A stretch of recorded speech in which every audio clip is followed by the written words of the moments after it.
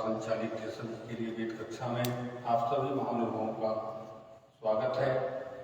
आज की इस पावन कक्षा में वेदांग छंद पर चर्चा होगी।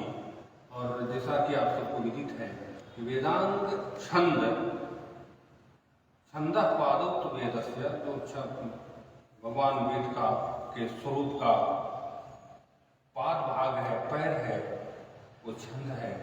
और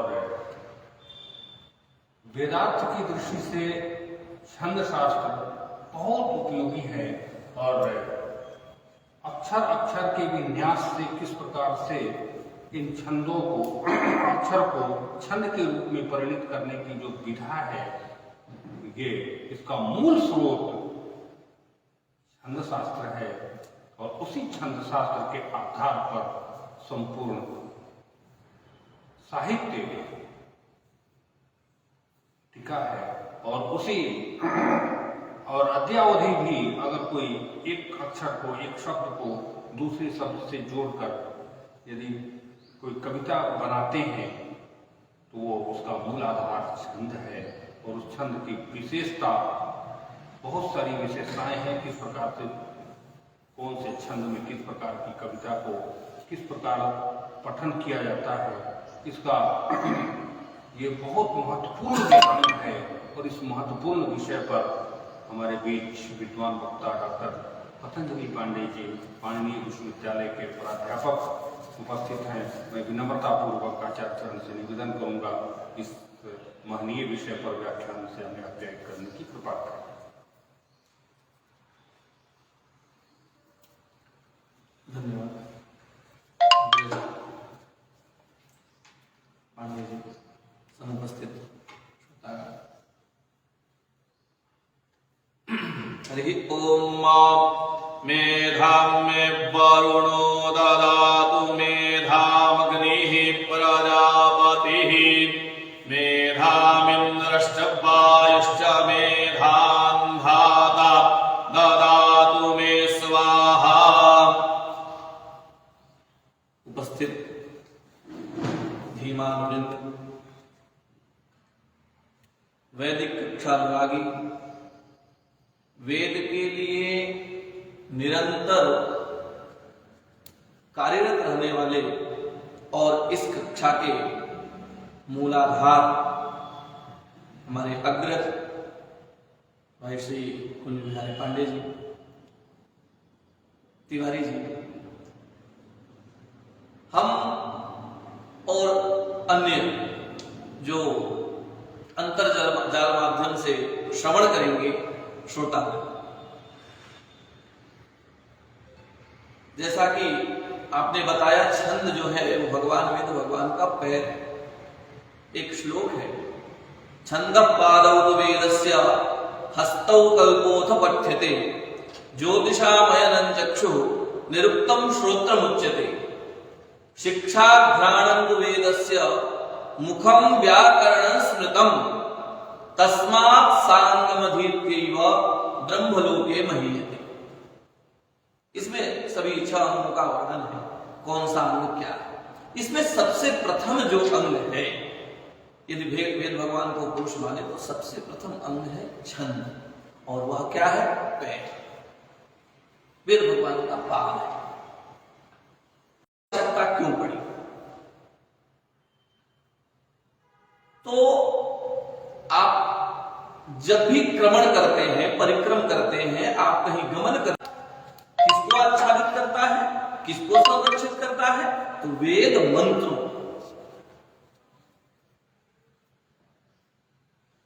अर्थात उन मंत्रों से न एक अक्षर न्यून हो और न ही उसमें एक अक्षर की अधिकता हो, यह निश्चित करता है छंद।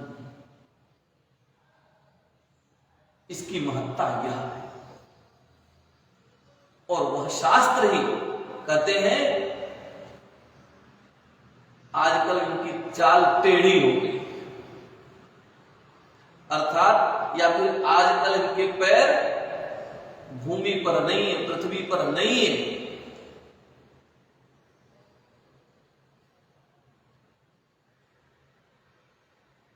ये गिर गए, तो गिरने से आप तुरंत समझ जाएंगे कि पैरों से ही कुछ हुआ होगा या पैर उबड़ खाबड़ पड़ गया होगा, गिर गए।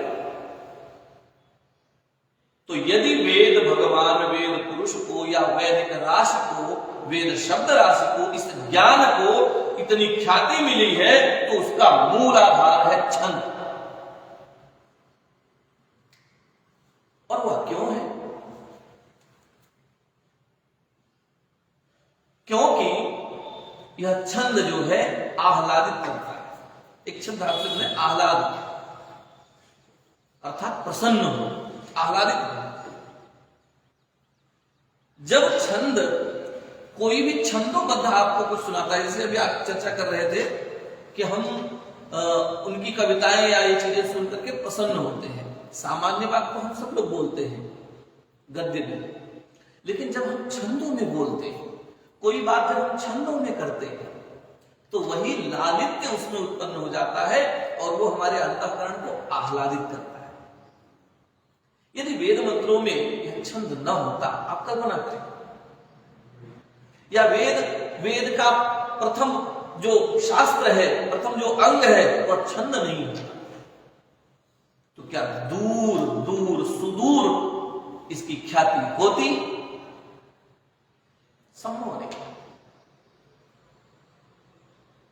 तो ये परिक्रमण ऐसे नहीं है, ये परिक्रमण यहां से है। आपने बोला, उन्होंने श्रवण किया, उन्होंने किसी दूसरे से बोला, ऐसे यह बढ़ा। इसके पैर कैसे हैं? छंदवाक रूपी। इसके पार दोनों वाक वाणी रूप है। यह ऐसे ही परिक्रमण करता है, क्योंकि ये ज्ञान है, ये तो बहुत हल्का सत है ना, सत तो बहुत हल्का होता है। तो यह आपके मुख में विराजमान हो, दूसरों के अंतःकरण में विराजमान होकर के सब तक पहुंचता है, और सब तक पहुंचने वाला ही पैर वाला हुआ। और इसलिए यह वेद भगवान का प्रथम अंग है और इसको वह महत्ता मिली। तो कदाचित यहां तक पहुंचने के लिए अगर छंदोबद्ध नहीं होता तो आप याद करना संभव नहीं था। जैसे जो हम बोल रहे हैं, दोबारा ऐसे ही बोलना ये संभव नहीं है। जब आप कोई भी वाक्य शब्द छंदबद्ध करते हैं, वो आप कालांतर तक उसे वैसे ही बोल सकते हैं, वैसे ही स्मरण में रख सकते हैं, वैसे ही याद कर सकते हैं, अक्षरशः वैसे। लेकिन यदि कोई गद्य भाग हो, हालांकि हमारे वेद में गद्य भाग में भी छंद है, जिस वेद के हम अध्येता है यजुर्वेद की माध्यंतन शाखा, वो गद्य भाग है, गद्य पद्य और गेय। तो गद्य में भी छंदबद्ध है, क्योंकि अगर गद्य में भी छंदबद्ध नहीं होगी तो भी वही होगा, कुछ मिलेगा कुछ निकल जाएगा। तो हम आप जो चर्चा करते हैं, कहते हैं सामान्य भाषा है, सामान्य बोलिए, सामान्य वाणी के वेद विशिष्ट क्यों है? वेद विशिष्ट इसलिए है क्योंकि आप जो मनन करते हैं, मननादिति मंत्र, मनन करने से मंत्र कहलाएगा। ऋषियों ने मंत्रों को देखा, उसको बार बार बार बार मनन किया, तब वह मंत्र कहलाएगा। लेकिन उन मंत्रों को बार बार वैसे ही मनन किया जैसे उन्होंने देखा था, और वैसे ही आज भी हम सब भी मनन कर रहे हैं।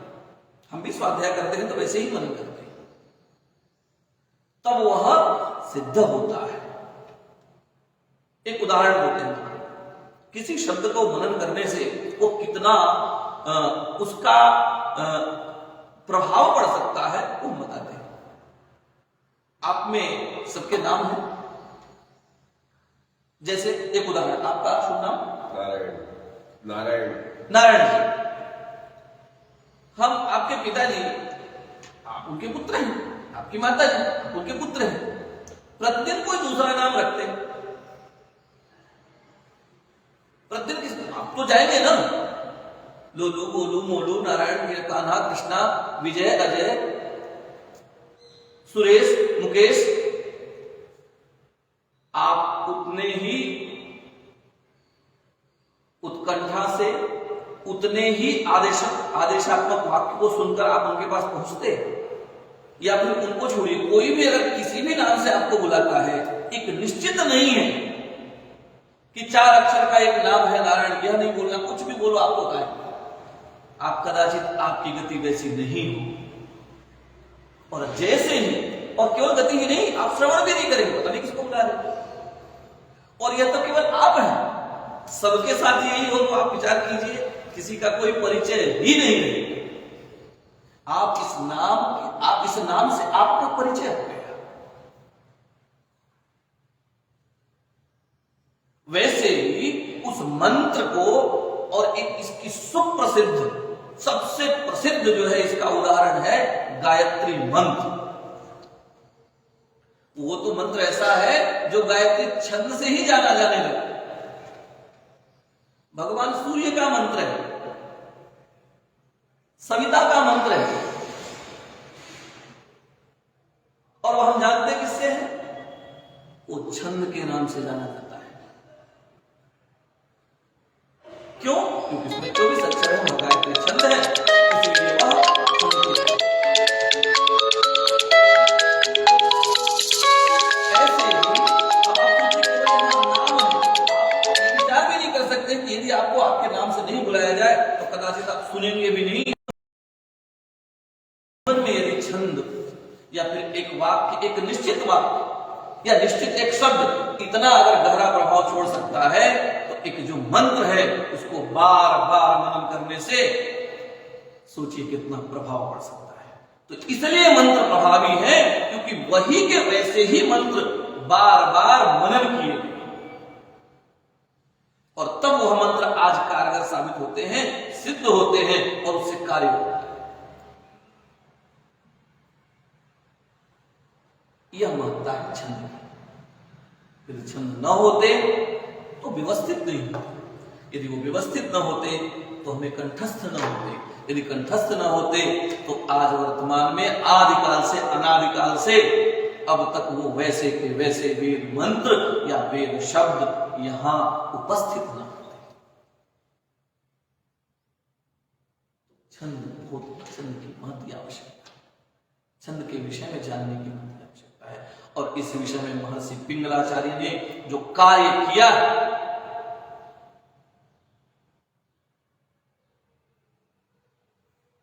वो किसी से अछूता नहीं है। अगर कोई उसे नहीं जानता है तो ये उसकी जो है बुद्धि क्या कहते हैं धी होगी कि वो नहीं जान पाया। नहीं तो पिंगलाचार्य ने जो छंद के विषय में, वैदिक छंदों के विषय में जो उन्होंने कार्य किया है, वो हम सबसे वो छुपा नहीं,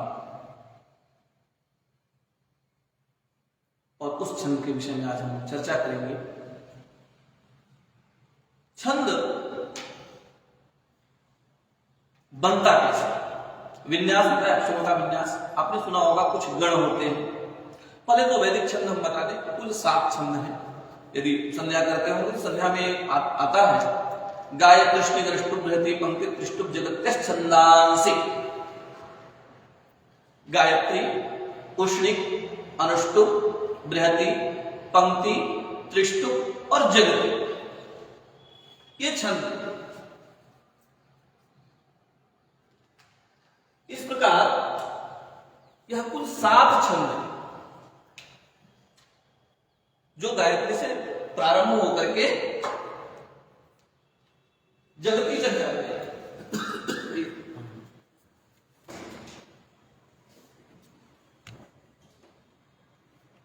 जैसे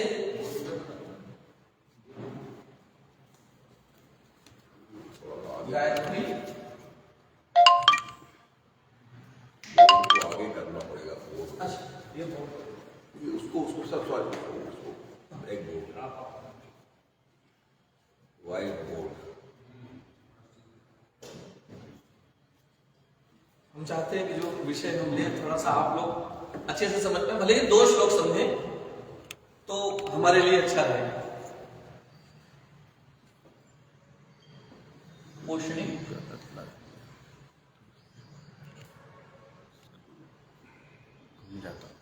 अनुष्टुप, बृहति,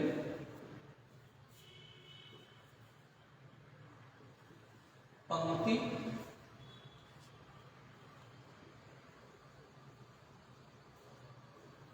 त्रिष्टु और जगति। 7 गायत्री छंद जो है 24 अक्षरों का है।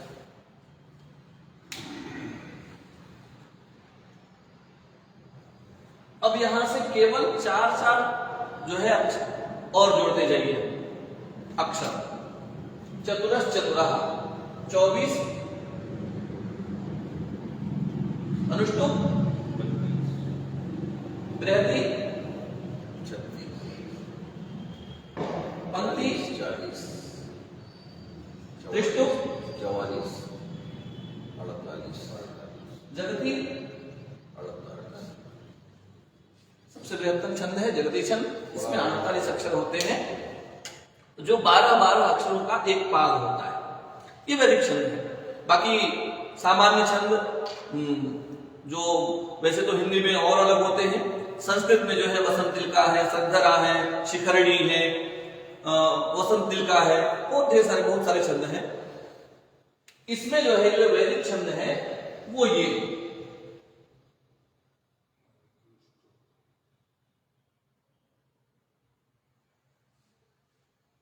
अब इसमें विभाग भी होता है। आर्षी, देवी इत्यादि करके ब्राह्मी तक इसमें 8 भाग होते हैं।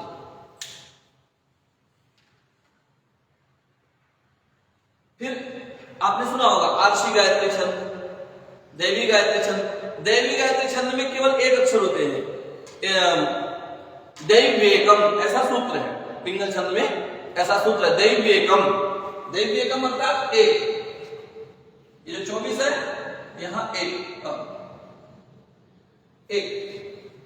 और इसमें एकाधिकार एक एक बढ़ता जाएगा।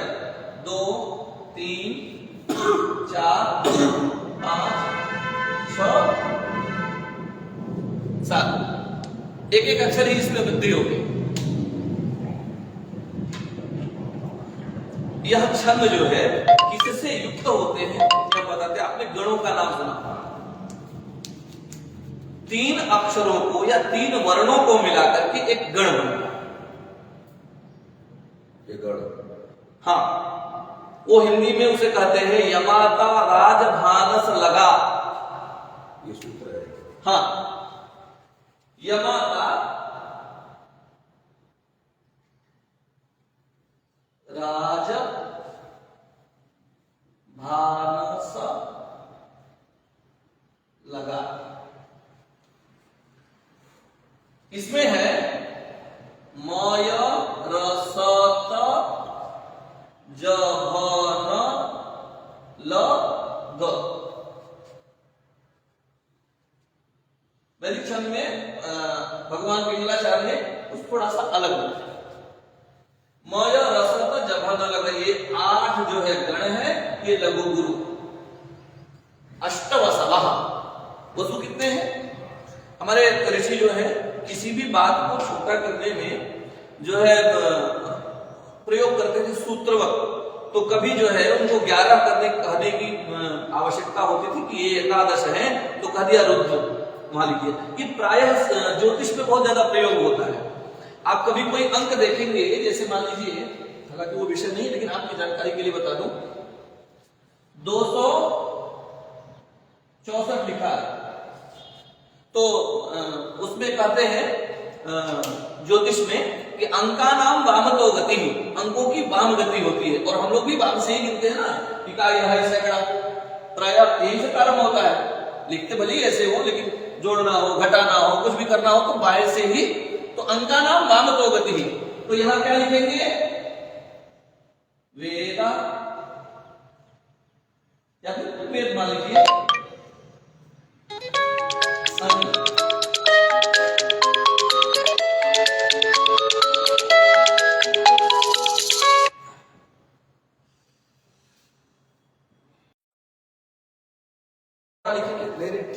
तो दिख जाए सबको, वो क्या थोड़ा चश्मे का डर होता है। वेद रस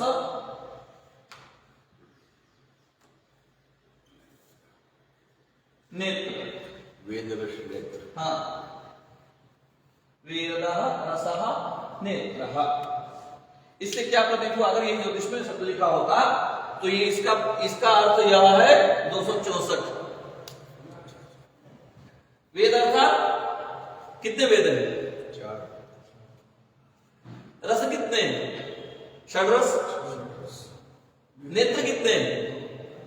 नहीं, हम शिव जी की बात नहीं करेंगे क्योंकि प्रायः वो 2 ही नेत्र होते हैं, इसलिए नेत्र तो ये लिखा जाएगा।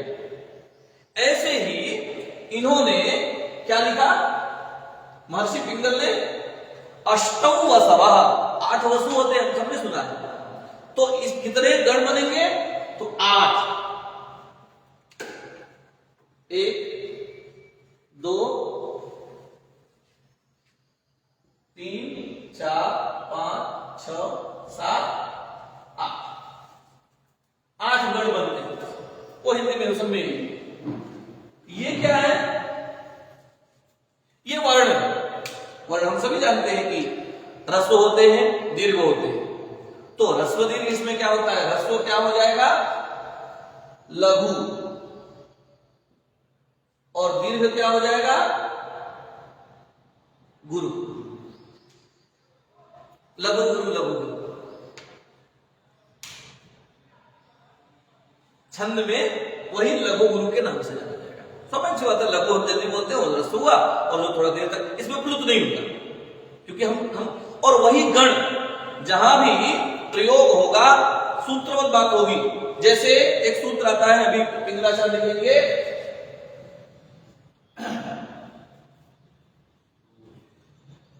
विद्युन्माला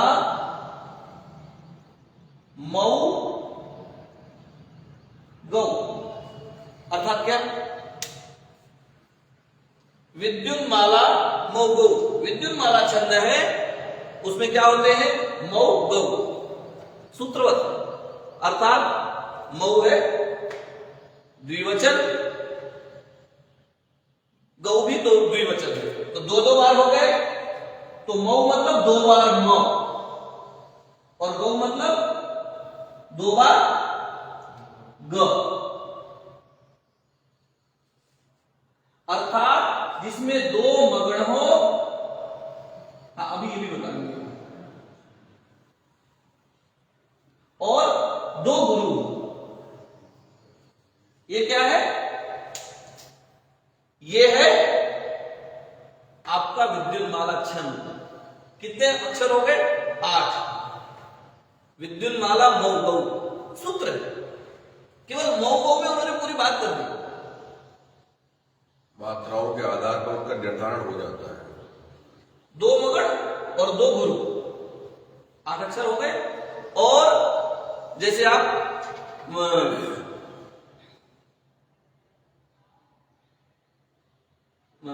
वो है सूत्र है, मैं बताता हूं उसमें। हाँ, 4 अक्षर पर ये रख देंगे, आप कोई भी श्लोक लिख सकते हैं,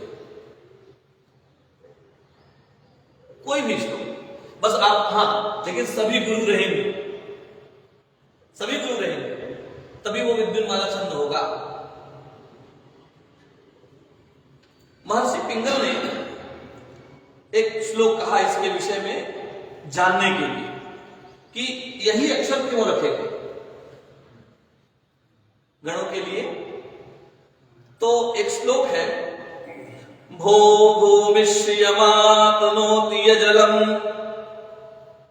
वृद्धिर्रचाग्निर्नृतं सो वायुः परदेश दूरगमनम् तव्योम शून्यं फलम् जस्सूर्योर्जमा ददाति विपुलम् भेन्दुर्यशो निर्मलम् नो नाकश्च सुखप्रदः फलमिदम् प्राहुर्गणानाम् बुधः। ये इसके पीछे भी उनकी एक विशिष्ट मति थी, विशिष्ट सोच थी। और सब जगह यही गण यही आएंगे, आपको इसमें भी वही आएंगे। जो अक्षर यहां तक आपको मिलेंगे वो इसमें भी वही मिलेंगे, क्रम बदल गया, बस केवल क्रम बदल गया। इन्होंने ये बाद में, अब हिंदी का नहीं विषय है, नहीं तो मैं बाद में इसके विषय में बताऊंगा इन्होंने क्यों ऐसा रखा है। पहला अध्याय आता है पितंजलि सूत्र का, उसमें उन्होंने कहा धी श्री स्त्रीम। पहला मगड़ में तीनों गुरु हैं, धी श्री स्त्रीम। पहले मैं पूरा बोल देता हूं। धी श्री स्त्रीम वरासाय कागुहार वसुधास साते वद कदासज किम वदभ नह सन ग्रिल गन्ते धारिपरः हे लौसः ग्लौ अष्टौ वसव इति अंतिम सूत्र है। यहां उन्होंने कह दिया अष्टौ वसव, अर्थात गण कितने होते हैं? 8 होते हैं। और कैसे बनते हैं? तो लघु और गुरु से मिलकर।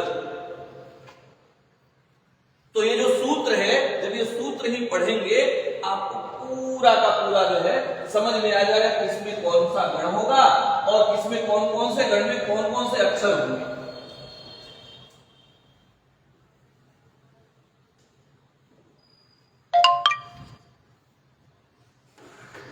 पहला सूत्र है, अच्छा पहले एक थोड़ा सा अर्थ बता देते हैं। भो भूमि क्यों कहा? भो भूमि मो भूमि श्रियमातर्वति, जो लक्ष्मी को देने वाली है और हमको आश्रय देती है, ऐसी भूमि मगन। यजलम, यकार जो है अच्छा कर दिया, म य र स त ज भ न लघु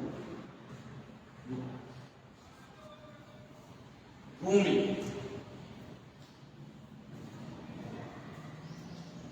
जल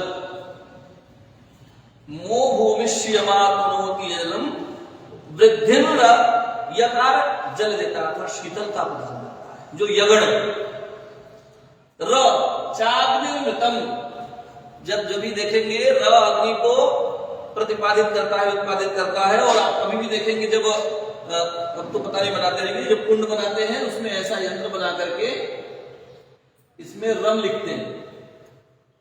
जो आहुति इत्यादि हवन कराए होंगे वो ध्यान दिए होंगे, वो जानते होंगे यहाँ र लिखा जाता है।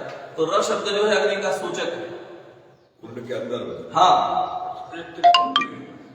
ये जो है ये शक्ति का द्योतक है। ट्रायंगल जो है वो सबसे शक्तिमान होता है। आप देखेंगे देवियों का जो जितने भी देवियों के यंत्र हैं वो सब ट्रायंगल में ही बने हुए हैं। ये सबसे मजबूत है। आप जब देखें कोई भी आप वो भी बनाएंगे तो ट्रायंगल जो है सबसे मजबूत होता है। इसका भार इस पे पड़ेगा, इस पे, इसका इस पे, कहीं से वो बैंड होने वाला नहीं, बहुत मजबूत है शक्ति। तो रम शक्ति का भी द्योतक है और रम जो है अग्नि का द्योतक, अग्नि में शक्तिमान। तो यहां राग्निर अग्नि, और जो है ये अमृत प्रदान करने वाला है। सो वायु, स वायु, बिना वायु के जो है जीवन संभव नहीं है, क्योंकि प्राण भी हमें वायु के रूप में ही मिलता है। सो वायु परदेश दूर गमनम, क्या है? कैसा वायु? तो परदेश, दूर देश तक जाने वाला। तब व्योम शून्यम फलम, कैसा फल देता है तगड़? तो व्योम, व्योम अर्थात शून्य, आकाश, नभ, शून्यम फलम जसूर्यो, जगण जो है वह सूर्य जैसा रुजमा ददात, जैसे ऊर्जा देता है वैसे ही यह जगण भी ऊर्जा प्रदान करने वाला है। सूर्य जैसे ददात विक्रम, जैसे ऊर्जा प्रदान करना, विपुल ऊर्जा। भेन्दुर यशः निर्मलम, भ इंदु, इंदु अर्थात चंद्रमा,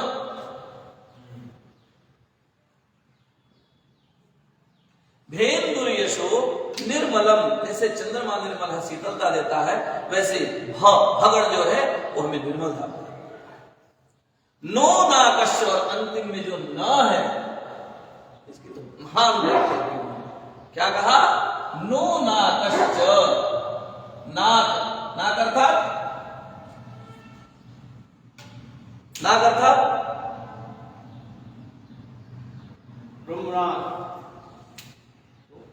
ये अमरकोश में आपको मिलेगा। नो नाकश्च, नाका अर्थात स्वर्ग,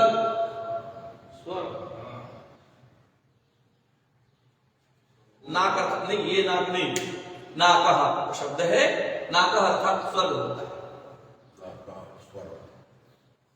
तो नह जो नगण है अर्थात जो अंतिम गण है, 8 वसुओं तक पहुंचते हुए 8वां गण जो है वो स्वर्ग अर्थात स्वर्ग जैसा फल देता है।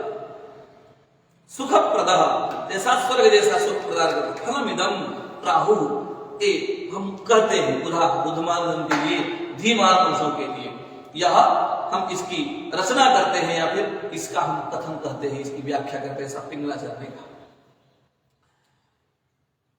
जो धी श्री स्त्रीम है, ये आप समझ गए। पहला सूत्र है, पहले सूत्र में उन्होंने कहा धी श्री स्त्री,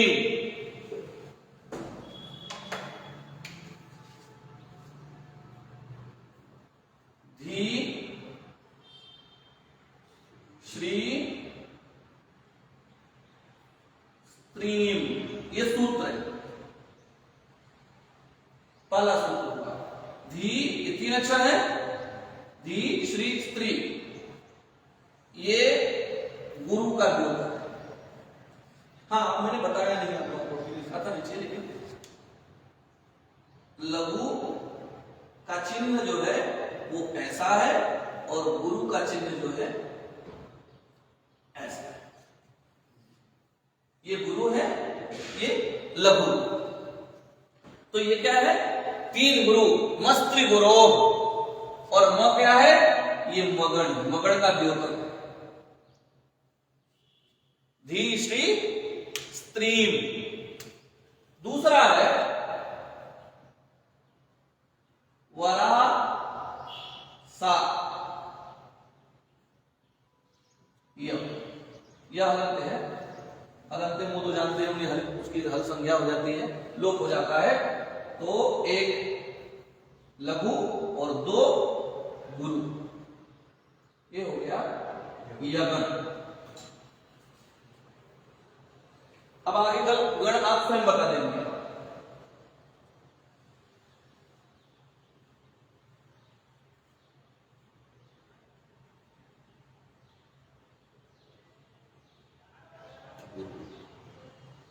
कौन सा गण? रगण।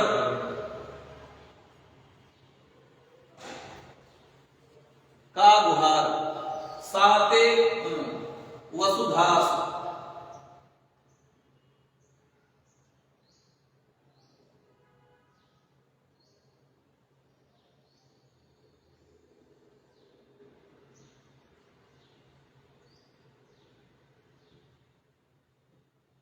साते क्वत,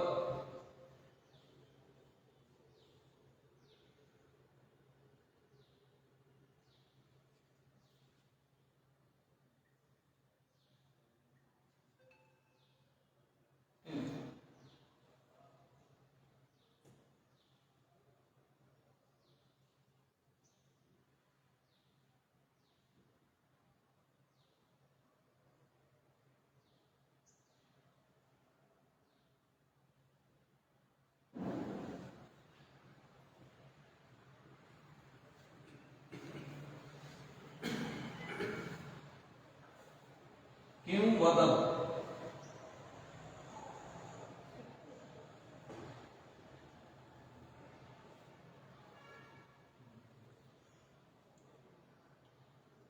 और अंतिम है नह सन।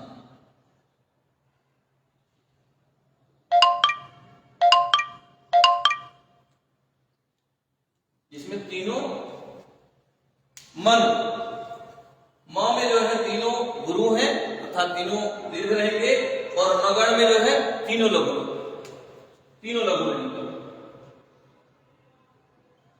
ल से लघु और ल से गुरु।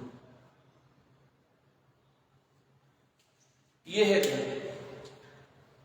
ये 8 जो है अष्टव वसव 1 2 3 4 5 6 7 और नीचे अंतिम लिखा हुआ 8वां। इन सूत्रों से उन्होंने क्या बताने का प्रयास किया है? सभी गणों को, मगण, यगण, रगण, सगण, तगण, जगण और भगण। धी श्री स्त्रीम, जब आप पहला सूत्र पढ़ते हैं तो आप समझ लीजिए उसमें केवल 3 अक्षरों में ही उन्होंने बहुत बातें भी कही। धी अर्थात बुद्धि, विद्या, ज्ञान, और जब आपके पास ज्ञान होगा तभी आप श्री अर्थात लक्ष्मी प्राप्त करेंगे, पद प्राप्त करेंगे, प्रतिष्ठा प्राप्त करेंगे। तो धी अर्थात सबसे पहले आपको क्या प्राप्त करना चाहिए? ज्ञान प्राप्त करना चाहिए, बुद्धि प्राप्त करना चाहिए, विवेक प्राप्त करना चाहिए। स्वतः ही लक्ष्मी आएंगे आपके पास। धी श्री, और श्री के बाद ही स्त्री आनी चाहिए, श्री के पहले नहीं तो कलह निश्चित है। बहुत बढ़िया सूत्र है।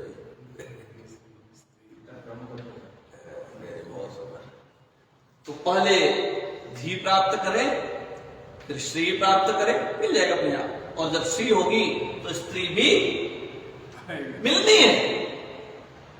नहीं तो यदि दोनों नहीं है, ये नहीं है तो ये नहीं है, और ये यदि नहीं है तो ये होकर भी न के समान या फिर कलहकारी होगी।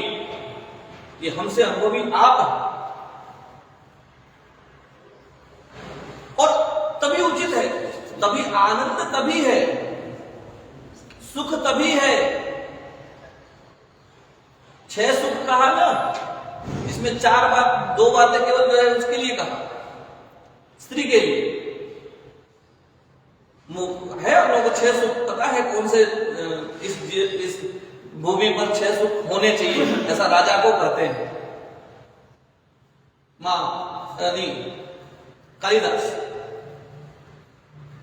अर्थागमो नित्यम रोगिता च प्रिया च भार्या प्रियवादिनी च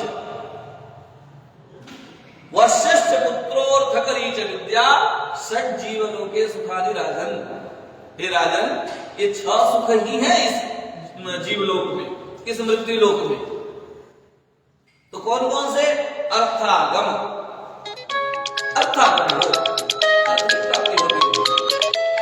नित्यम आरोग्य, उसके बाद आरोग्य पाना, स्वस्थ हो। फिर 2 शब्द कहा, 2 कहा सुख केवल स्त्री के लिए, प्रिया च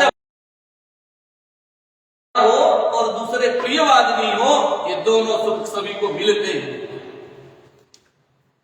प्राय आप देखिए, आप लोगों का तो बहुत अनुभव है। पत्नी कैसी हो? पहले तो प्रिया। यहां केवल सौंदर्य की चर्चा नहीं है। प्रिया अर्थात उसमें जब विवाह कराते हैं तो मम हृदय ते हृदय दधामि, मम चित्तम ते अनुचित्तम अस्तु, मम वाचम एक मना जुषस्व, ये मंत्र आता है। ऐसा कौन बोलता है? धाता बोलता है, भर्ता बोलता है कि मम चित्तम ते अनुचित्तम अस्तु, मेरे चित्त जैसे तुम्हारा चित्त हो। मम वाचम एक मना जुषस्व, हम दोनों की वाणी जो है एक जैसे हो। मैं जो कहूं वैसे ही तुम को, या जो तुम कहो वैसे मैं भी कहूं। हमारा समर्थन।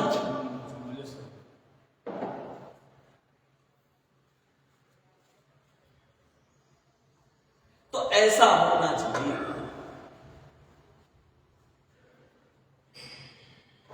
हाँ, क्या कहा?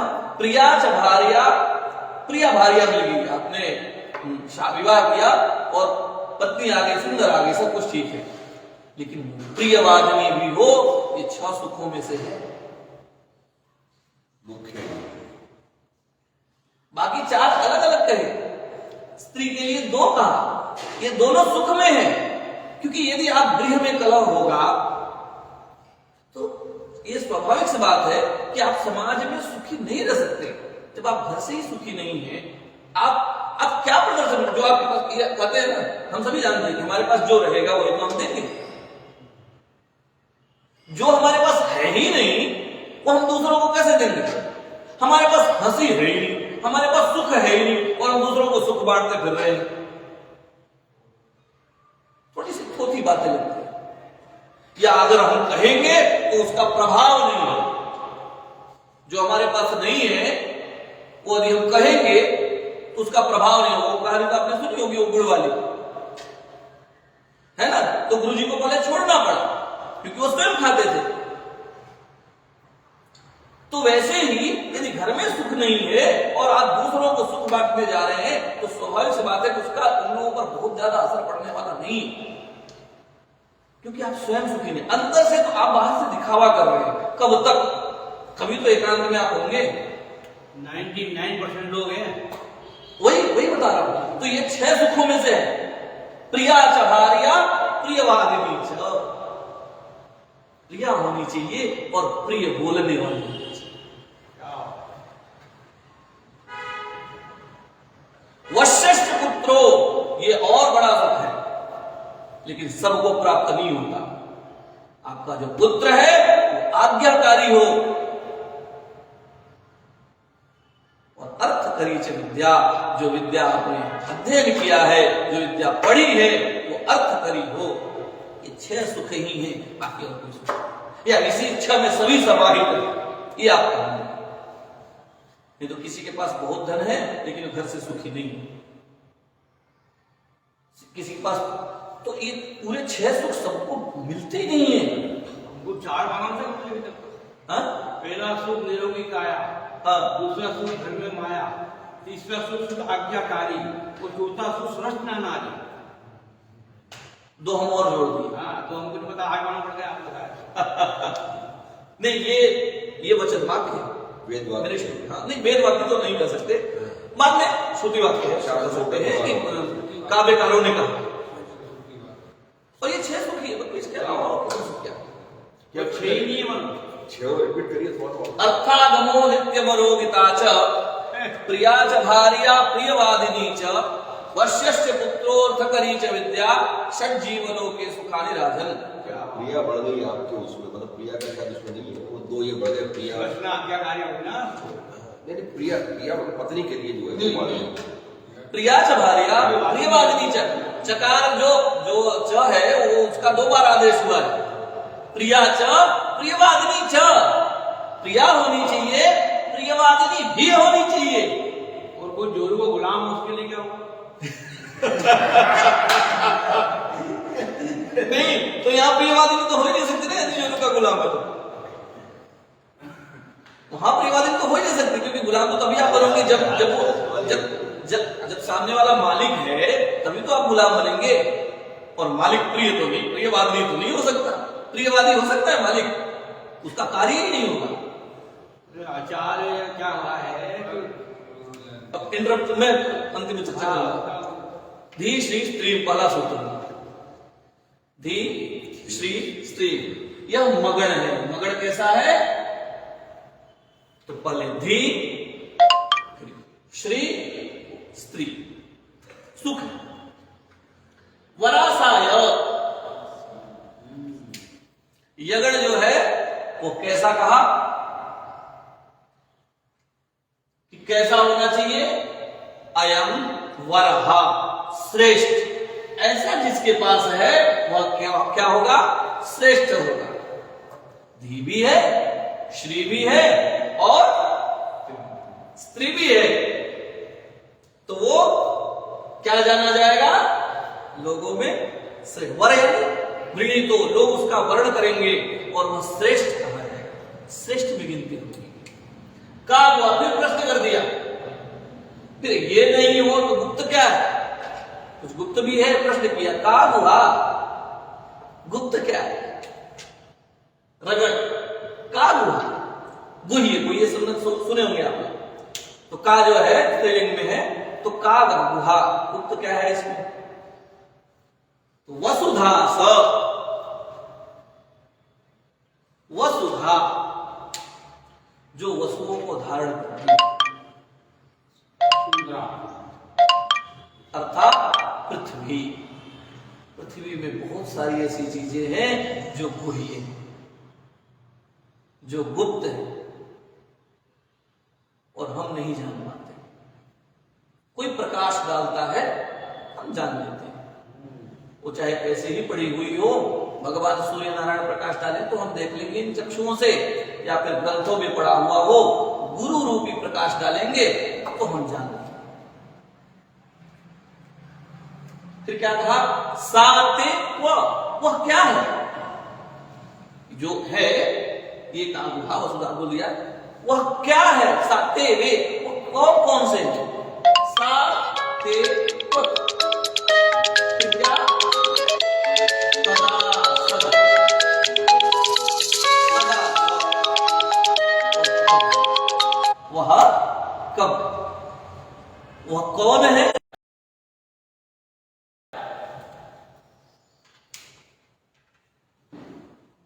उनको कहते क्या है?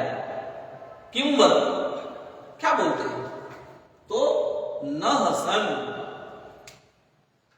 उसे कहते हैं स्वर्ग। नगड़ बताया ना, अभी बताया था ना, कहा नहसन, जो जानने योग्य है, जो समझने योग्य है, जो बराबर है सब तक, सबसे लघु होने में, सबसे छोटा होने में सबसे ज्यादा आनंद है, सबसे ज्यादा सुख है। आप जब छोटे बनते हैं, लोग दूसरे आपको बड़ा ऐसे ही बना देते हैं। आप छोटा बनना तो सीखिए। ये सभी क्या है? लघु है, एक भी गुरु नहीं है इसमें। और दे क्या रहा है? स्वर्ग।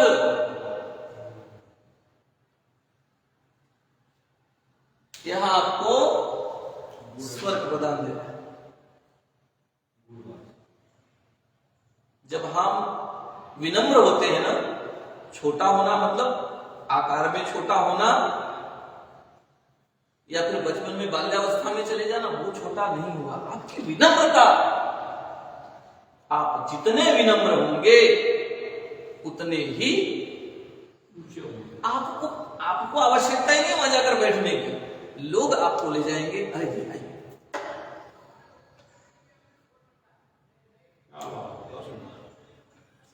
तो ये है स्वर्ग की सीढ़ी और सारा सुख। ये क्या हुआ? तो इसके विषय में चर्चा कर रहे थे। क्या बोलते हैं? उसे विनम्र बोलते हैं, उसे लघु बोलते हैं। तो वह है स्वर्ग को प्राप्त करने वाला। ये ऐसे 8 सूत्र हैं और अंत में तो ल ये बता ही दिया कि एक लघु है और दूसरा गुरु।